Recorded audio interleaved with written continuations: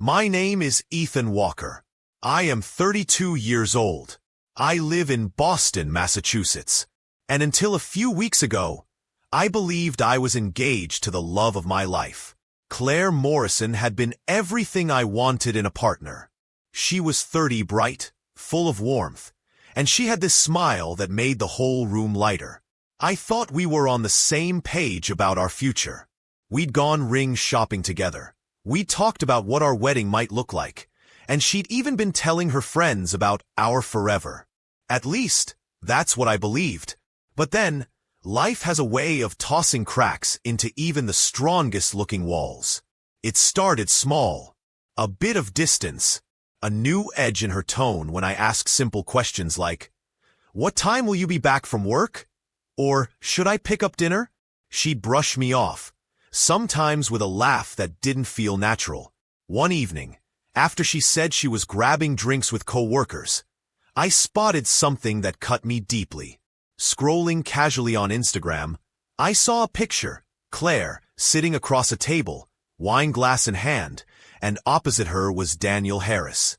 Her ex! The same Daniel she once told me was ancient history. The man who broke her heart in college. They looked comfortable, almost too comfortable, leaning in toward each other like the rest of the room didn't exist. My heart stopped. I stared at the photo until the screen dimmed. My chest tightened as though someone had clamped a fist around it. I wanted to believe it was innocent, maybe just two old friends catching up. But then my mind began its marathon of what-ifs. When Claire came home later that night, I tried to stay calm. She smelled faintly of the floral perfume she wore on first dates, a scent I hadn't noticed in weeks. My throat went dry, but I pushed myself to ask, "Hey, did you happen to see Daniel tonight?" Her eyes flickered for a split second. That tiny, telltale hesitation. Then her jaw set. "Why are you asking me that?" I swallowed. "Because I saw a picture. Look, Claire, if you're meeting up with him, I think I deserve to know." And that's when she erupted. Her voice rose, sharp enough to sting. "Stop acting like we're married, Ethan. I don't owe you an explanation for every step I take." Her words didn't just land. They lodged themselves like shards of glass. Married? I thought we were building toward that exact thing. The ring on her finger said commitment. The plans we'd scribbled on napkins, the late-night talks about baby names, the vacations we'd dreamed of, they all screamed a life together. Yet here she was, screaming at me as though I was some stranger trying to chain her down. I stood there in the kitchen, staring at her flushed face, trying to process. She snatched a bottle of water from the fridge, slammed the door shut, and marched toward the bedroom. "Claire," I called after her softly, hoping for some sense of reason. But the door clicked shut. Silence followed. I didn't sleep that night. I lay awake, listening to the faint hum of traffic outside, my mind replaying the scene. Her tone, her words, the venom in them. It wasn't just about seeing her ex. It was about what she thought of me, of us. If she truly saw me as her future husband, why would she spit out such a line? The next morning, she left early, not bothering with a goodbye. I sat at the kitchen table, staring at my coffee until it went cold. Something inside me broke. Not from anger, but from a chilling clarity. She had already checked out. Maybe not physically, but emotionally. And nothing I said would bring her back. I thought of my parents, still together after 40 years. Always treating their vows like sacred ground. I thought of friends who'd gone through engagements that fell apart. How they told me it's better to cut things loose early than drag out misery. And I realized, painfully, that I was already standing at that crossroads. That evening, I opened the little velvet box that once made my heart race. I studied the ring, the one I had saved for, planned for, the one I thought would be the symbol of our future. But now, it was nothing more than a reminder of promises she had no intention of keeping. I tucked it back inside, my hands steady despite the storm in my chest. Tomorrow, I decided I'd sell it, not because I wanted revenge, but because I needed to close a door that she had already walked away from. I wasn't sure how Claire would react. Maybe she'd scream again. Maybe she'd cry. Or maybe she wouldn't care at all. But one thing was certain. I couldn't live in limbo. Not anymore. And so, with that quiet decision, I felt something shift inside me. Sadness lingered, yes, but beneath it was resolve. If she thought I was acting like we're married, then maybe it was time to show her that marriage was no longer on the table. The house felt eerily silent as I leaned back in my chair. Outside, the city lights twinkled, indifferent to my heartbreak. Tomorrow would come. Tomorrow I would act. And I already knew exactly what needed to be done. The next morning, I woke with a sense of finality. I didn't even bother to check my phone for a good morning text because I knew none would come. Claire had left before sunrise, leaving nothing but the faint scent of her shampoo on the pillow. I sat on the edge of the bed for a long time, staring at the wall, until I finally pushed myself up. Today, I told myself, is the day I cut this loose. I put on a plain shirt, grabbed the small velvet box from the drawer, and drove downtown. Boston felt busy and oblivious, as if the world didn't care that I was carrying a symbol of a broken promise in my pocket. I walked into the jeweler's shop, a place where couples often walked out smiling and dreaming of forever. My steps were steady, though my heart pounded like a war drum. The man behind the counter greeted me warmly, expecting joy. Instead, I laid the box on the glass. When he opened it, he raised an eyebrow, then looked at me. "Didn't work out?" he asked gently. I forced a tight smile. "No, didn't work out." He nodded as though he'd seen this before, because he probably had. He appraised the ring, quoted a number. I accepted without hesitation. A few minutes later, I walked out with cash in my pocket, feeling both lighter and lonelier than I had in years. The ring was gone, and with it, the last tangible tie to what Claire and I once had. On the drive home, my decision only hardened. If she truly believed she owed me no explanation, then I didn't owe her the comfort of half measures. Our engagement was finished, and she needed to see that clearly. By the time I reached our apartment building, the plan was cemented. I went upstairs and started packing her things. Every dress, every shoe, every sweater she left draped over the back of a chair. I folded them neatly, not out of kindness, but out of respect for myself. I wasn't going to stoop to bitterness. I placed her makeup bag on top, her books in a separate box, her framed photos stacked carefully. With each item I removed, the apartment began to feel less like a battlefield and more like mine again. Then I called a locksmith.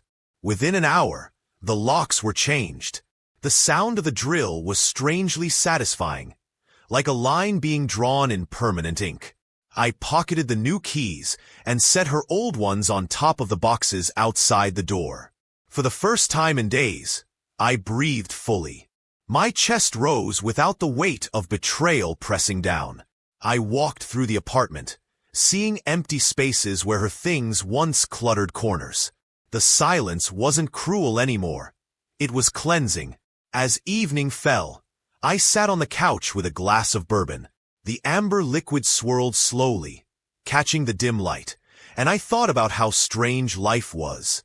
A week ago, I had pictured our wedding, a honeymoon in Italy, laughter echoing in a little apartment filled with shared memories. Now, all I could picture was her reaction when she realized what had happened. Part of me expected tears, maybe apologies, or at least some attempt to explain. But another part, the louder part, expected nothing. Claire had made her position clear. She didn't see us as bound in any way that demanded loyalty. If that was the game she wanted to play, then I had every right to stop pretending we were still engaged. Night deepened, and with it came a quiet steadiness. I wasn't angry anymore. Anger would mean I still wanted something from her. But I didn't. I wanted peace, dignity, and a clean slate. She had chosen her path the second she looked me in the eye and told me to stop acting like we were married. That sentence, cruel and dismissive, had unlocked the door for me. All I did was step through. When I finally heard footsteps in the hallway, my body tensed. The shuffle of heels, the faint clink of keys. Claire was home. I stayed seated, glass in hand, as I heard the metallic scrape of her key in the lock. A pause, confusion, then another attempt.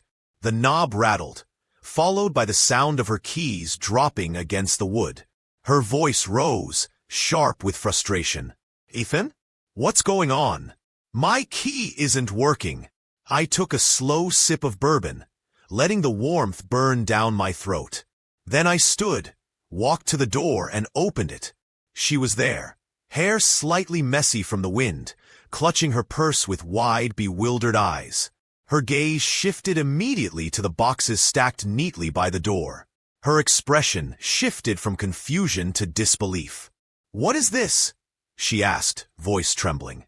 I held her stare. "It's exactly what it looks like." She shook her head, almost laughing, but not with humor. "You're joking. Ethan, tell me you're joking."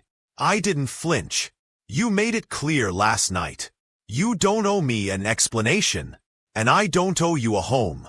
Her mouth fell open, words failing her. She looked at the boxes again, as if they might explain something better than I could. But they didn't. They were silent proof that our engagement was over. Her hands trembled as she picked up one box, then let it fall back onto the pile. "You can't be serious," she whispered. "I've never been more serious," I said quietly. The hallway air grew heavy between us. For a moment, I thought she might scream again, like she had before. But she didn't. Instead, her shoulders slumped, her eyes darted to the floor, and she exhaled like someone who had just lost a fight they didn't even know they were in. She didn't step inside. She didn't beg. She simply stood there, her silence filling the space where all our plans used to live. And I realized in that moment, this was the ending we were always heading toward, whether we admitted it or not. Claire didn't move at first. She stood there in the dim hallway, her purse slipping slightly from her shoulder, her eyes darting between me and the boxes at her feet. The silence was thick, broken only by the hum of the building's air system. It was almost surreal. Two people who once planned a future together, now standing on opposite sides of a threshold like strangers. "Ethan," she finally said, her voice quieter than I'd ever heard it. "This isn't fair." I leaned against the doorframe, steadying myself. "Fair? You told me you don't owe me an explanation. That's not partnership, Claire. That's a door I can't walk through." Her lips trembled, but she pressed them tight, trying to hold her composure. I could see the storm brewing behind her eyes.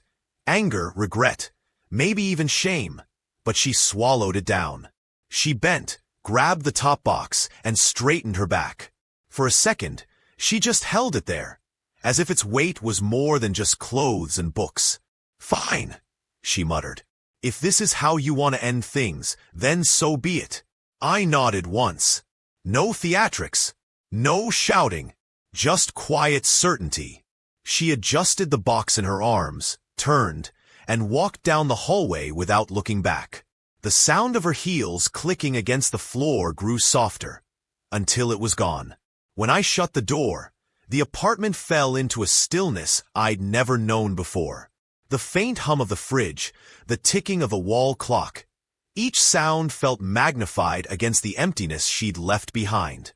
I dropped back onto the couch, drained. The bourbon glass sat on the table, half full, untouched now. In that silence, grief came.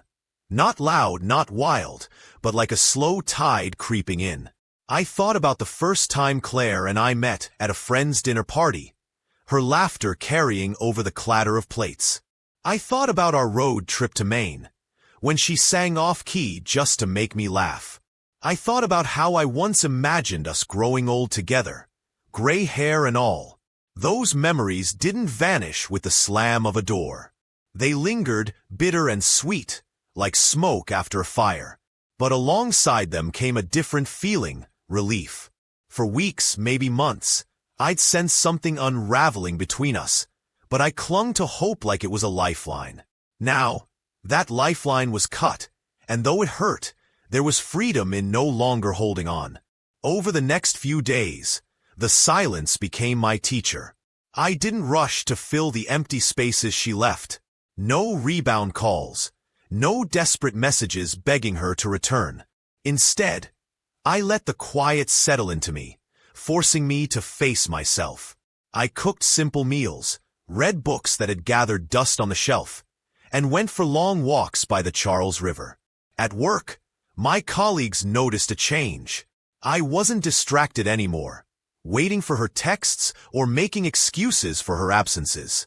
Instead, I buried myself in projects, focusing on things I could control. One afternoon, a co-worker named James asked, "You all right, Ethan? You seem different." I managed to smile. "Yeah, just figuring some things out." But the truth was, I was learning to breathe again. Each day, without Claire's unpredictability, felt like one more stitch healing a wound. Of course, the world didn't stay silent forever. About a week later, Claire showed up again.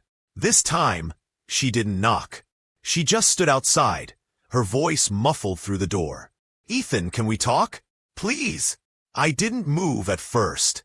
My heart thudded, torn between curiosity and self-preservation. But eventually, I opened the door. She looked different. Less polished, her eyes ringed with sleeplessness. "I made a mistake," she said quickly, her words tumbling over themselves. "I shouldn't have said what I said. I shouldn't have gone out with Daniel. It was stupid. I was confused." I studied her face. There it was, the apology I once thought I needed. But hearing it now, I felt nothing like the relief I'd imagined. Instead, I felt distant, like I was listening to someone recount a story that no longer involved me. "Claire," I said softly, "this isn't about one dinner with Daniel. It's about how you treated me when I asked for honesty. You dismissed us like it was nothing." Her eyes brimmed with tears. "I was scared, Ethan. Marriage scares me. The commitment, the permanence. I freaked out. But I love you." The words hung between us, tempting and hollow all at once. I wanted to believe her. I really did. But love without respect, without trust, was a house built on sand. I shook my head. "You don't get to scream that you owe me nothing and then come back saying you love me. That's not love. Not the kind I need."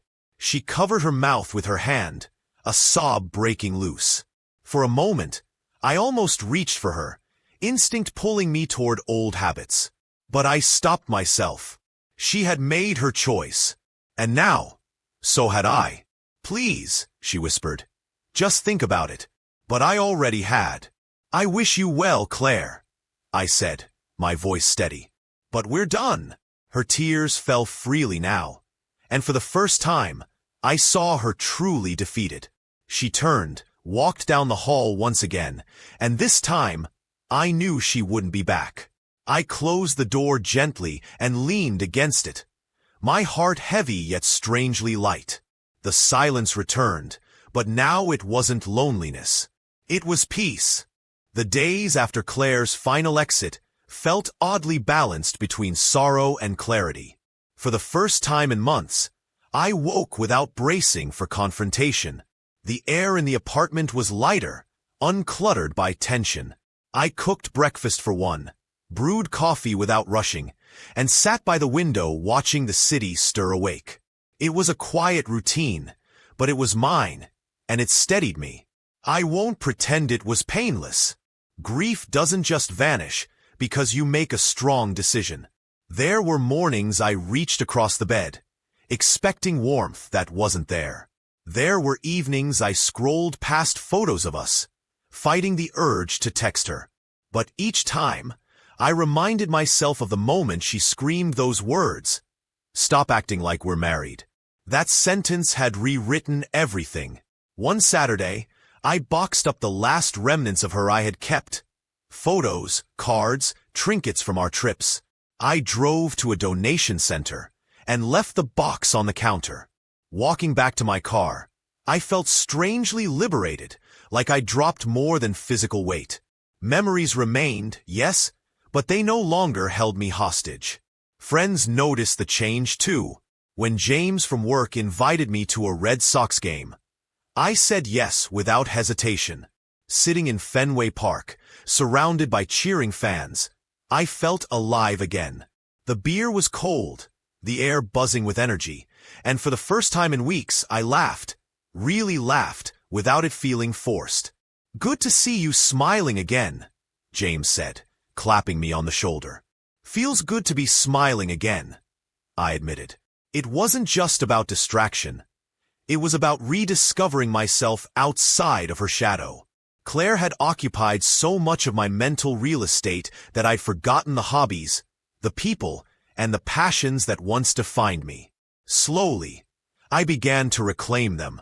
I dusted off my guitar, something I hadn't touched in years, and started strumming late at night. My fingers fumbled at first, but soon the chords came back, bringing with them a rhythm that soothed me. On Sundays, I joined a local hiking group, trekking trails I never would have gone on alone. The crisp air, the crunch of leaves underfoot, and the camaraderie of strangers reminded me that the world was bigger than my heartbreak. Still, there were reminders of her scattered across the city. A coffee shop we used to visit, a corner bench by the Charles where we'd shared secrets. Each time I passed one, a pang of memory rose, but instead of avoiding them, I leaned into it. I sat at that same bench one evening, alone, watching the river reflect the city lights. The ache was still there, but it no longer controlled me. I thought about what love should feel like. Not perfect, not free of disagreements, but rooted in respect and partnership. And I knew, as much as it stung, that Claire had given me a gift in her betrayal. She'd revealed the truth early, before vows and children and years of resentment tied us together. One night, as I walked home from dinner with colleagues, I bumped into Daniel, the ex. He looked surprised to see me, his eyes darting like a man caught where he shouldn't be. "Ethan," he said cautiously. "Daniel." My tone was cool but calm. He shifted uncomfortably. "Listen, I didn't mean to cause trouble." Claire reached out and I held up a hand. "I'm not interested in excuses." She made her choices. "You were part of that, sure. But this isn't on you. It's on her." He blinked, clearly thrown off by my composure. "Still, for what it's worth, I'm sorry." I nodded, then walked away. His apology didn't matter. It didn't change the outcome. But as I left him standing there, I realized how much strength I'd gained. I wasn't weighed down by bitterness. I wasn't a man chasing answers anymore. I was simply moving forward. Back at home, I lit a candle, sat with my journal, and wrote down what I wanted from my next chapter. Not just in love, but in life. I wrote about honesty, respect, laughter, and shared growth. I wrote about pursuing passions, nurturing friendships, and building a life that didn't hinge on someone else's validation. As the pages filled, I saw a version of myself emerging that I hadn't met before. Wiser, steadier, and more protective of his peace. Claire had been a part of my story, yes, but she wasn't the whole book. By the time I closed the journal, the apartment felt different. Not empty, not haunted, just mine. And for the first time, that was enough. Time moved forward, as it always does, carrying me with it. Weeks turned into months, and the raw sting of Claire's departure softened into something more bearable. The apartment, once filled with her presence, had become a sanctuary again. I rearranged furniture, painted the bedroom a new shade of blue, and hung photographs from my hikes.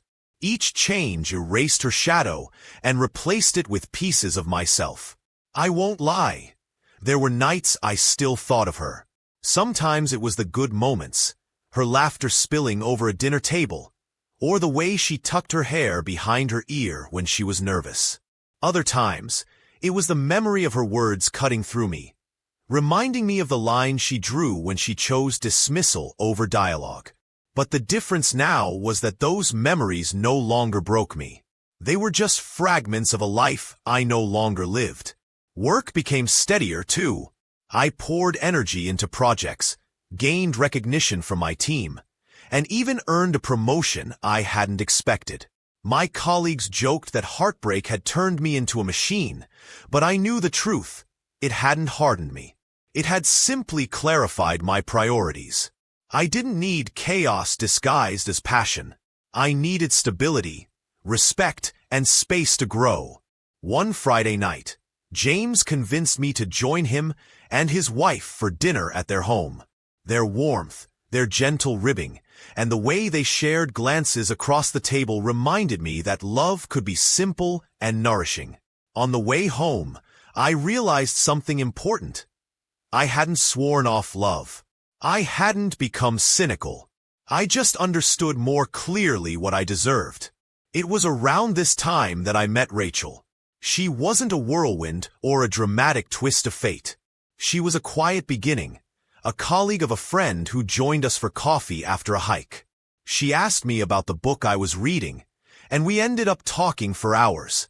Her presence was easy, her laughter genuine, and for the first time since Claire, I felt curiosity instead of caution. We started seeing each other casually. Walks through the city, brunch on Sundays, late-night conversations that left me smiling even after we hung up. There was no rush, no pretense. Just two people getting to know one another.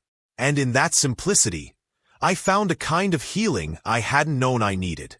One evening, Rachel asked gently, "Were you ever engaged before?" I hesitated, then nodded. Yes, it ended. She didn't press for details. She just placed her hand lightly over mine and said, "I'm glad you're here now."